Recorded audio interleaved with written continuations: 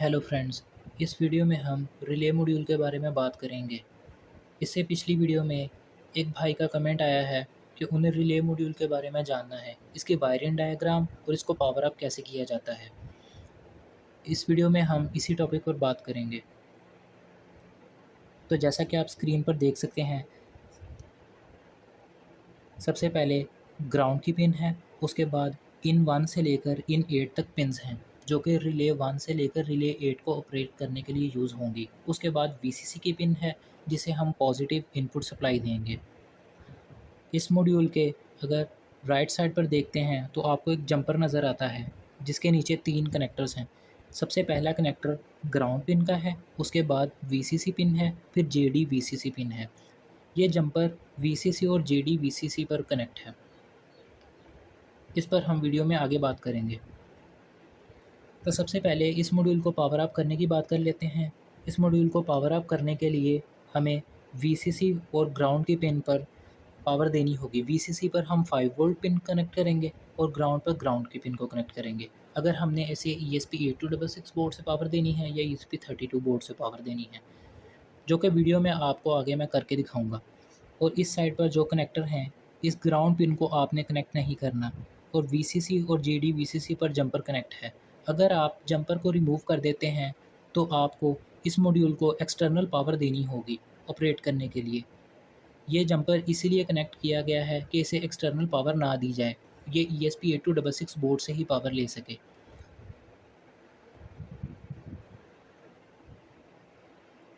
अब मैं इस मॉड्यूल को ESP8266 बोर्ड के साथ कनेक्ट कर लेता हूं और आपको वीडियो में दिखाता हूं।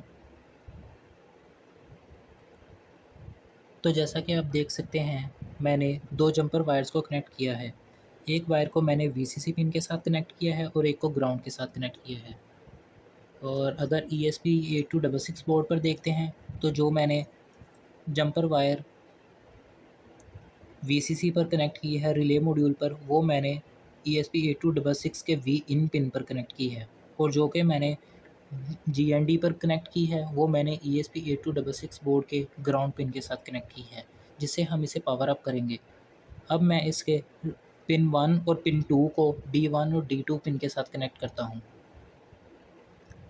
तो जैसा कि आप देख सकते हैं, मैंने 2 जंपर वायर्स को कनेक्ट किया है जो कि इन 1 और इन 2 के साथ कनेक्ट हैं, जो कि मैंने ESP8266 बोर्ड के D1 और D2 पिन के साथ कनेक्ट की हैं, जैसा कि आप देख सकते हैं।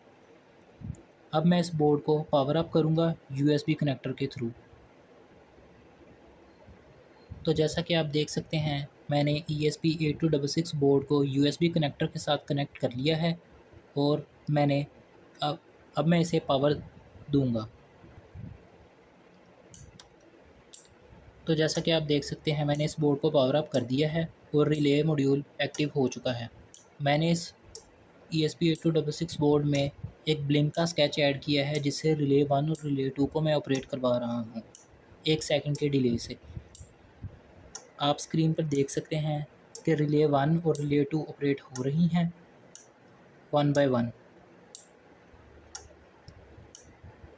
मैंने इस रिले मॉड्यूल को पावर ESP8266 बोर्ड से ही दी है। मैंने इसे कोई भी एक्सटर्नल पावर नहीं दी क्योंकि मैंने इस जंपर को रिमूव नहीं किया, जो कि आप देख सकते हैं।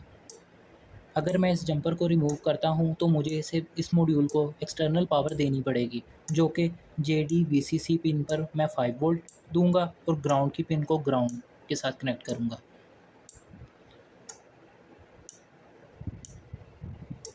अब मैं आपको ये जंपर रिमूव करके दिखाता हूं कि इसको रिमूव करने से ये रिले कैसे रिएक्ट करेगी। अगर मैं इस जंपर को रिमूव कर देता हूं तो आप देख सकते हैं कि रिले ऑपरेट तो हो रही है लेकिन उसमें क्लिकिंग की साउंड नहीं आ रही। अब मैंने जंपर को रिमूव किया हुआ है, जो कि आप देख सकते हैं, और ESP8266 को मैंने पावर अप किया हुआ है। रिले मॉड्यूल एक्टिव तो है लेकिन रिलेज में क्लिकिंग की साउंड नहीं आ रही। इसका मतलब ये है कि रिले को प्रॉपर पावर नहीं मिल रही और वो रिले ऑपरेट नहीं हो रही। ये बोर्ड ऑन तो हो चुका है लेकिन वर्किंग में नहीं है, इसलिए जंपर ऐड करना ज़रूरी है। अगर आप जंपर ऐड नहीं करते तो आप इसे एक्सटर्नल पावर सप्लाई देंगे। अब मैं दोबारा जंपर को इस पर लगा कर दिखाता हूँ, तो आप देखेंगे कि ये कैसे वर्क करेगा।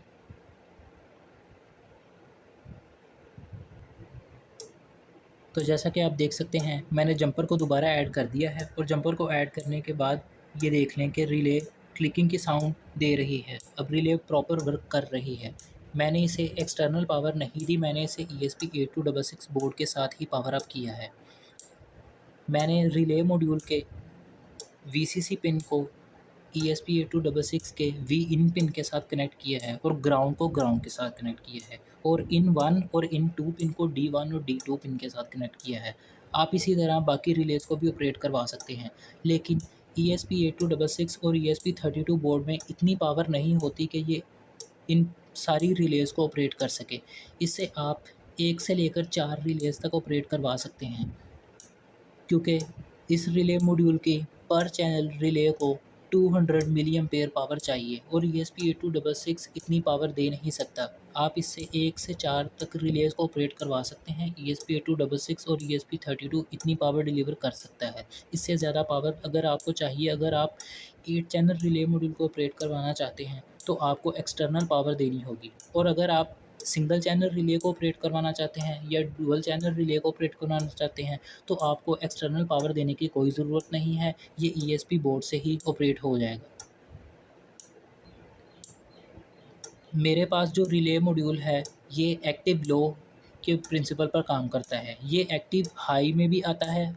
अगर आपके पास वो हो तो उससे आप हाई के सिग्नल को ऑपरेट करवाएंगे रिलेज़ को। मैं इसको लो के सिग्नल पर ऑपरेट करवा रहा हूँ। अगर आपको मेरी ये वीडियो अच्छी लगी है तो इस वीडियो को लाइक करें, शेयर करें और चैनल को सब्सक्राइब करें। आप देख सकते हैं कि वी इन पिन के साथ VCC की पिन कनेक्ट है, ग्राउंड के साथ ग्राउंड की पिन कनेक्ट है और D1 और D2 पिन के साथ इन 1 और इन 2 की पिन कनेक्ट है, जो कि रिले मॉड्यूल की पिन्स हैं। इस तरह की और वीडियोज़ देखने के लिए मेरे चैनल को सब्सक्राइब करें। Thank you.